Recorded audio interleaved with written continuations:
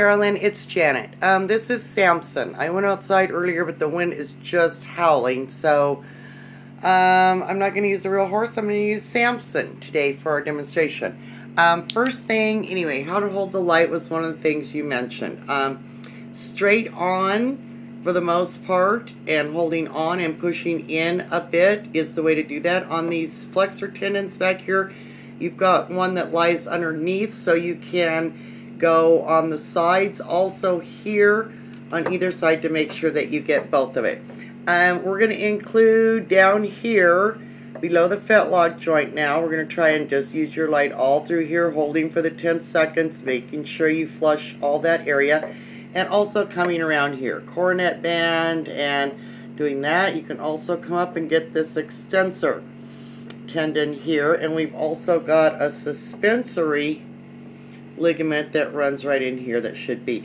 Once you get this to loosen up, there's other things up here above the knee that we can address later and be about the same thing, and a lot of massage and that sort of thing. Okay, so basically the effleurage stroke, I'm going to do it up here on his neck. It might be able to see. It's like this. It's just an open hand with a very little pressure, and it's just to increase circulation. You can use that up here on the top of the leg and anywhere actually on the horse to just kind of create some circulation and a sense of goodwill.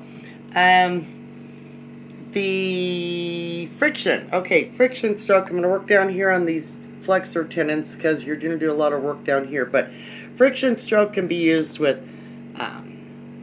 fingers, thumbs, palm of your hand, open hand, whatever. It's pretty fast, and you can feel the heat underneath your fingers. This really gets the circulation going and gets that soft tissue open and ready to go.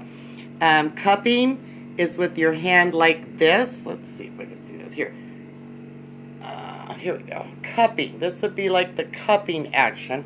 I'm going to try and show you. So get that tendon in your hand and do the cupping action, up and down a few times, and then you can flush upwards, circular is just this. You can use your thumb, your heel of your hand, the side of your finger, make circular motions up and down, and then just flush. Do this a few times, 3 or 4 times, and just get that going. You don't want to overdo it, so just to get it going and opened up a little bit is good.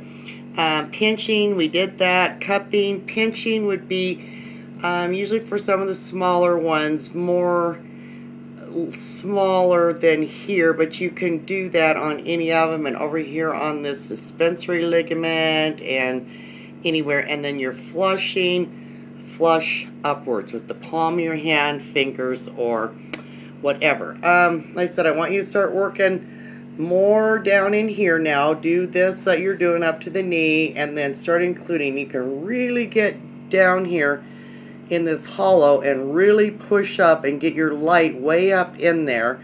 And you can also do some pretty pressurized body work down here too, all up in here, and just start including that with your treatment.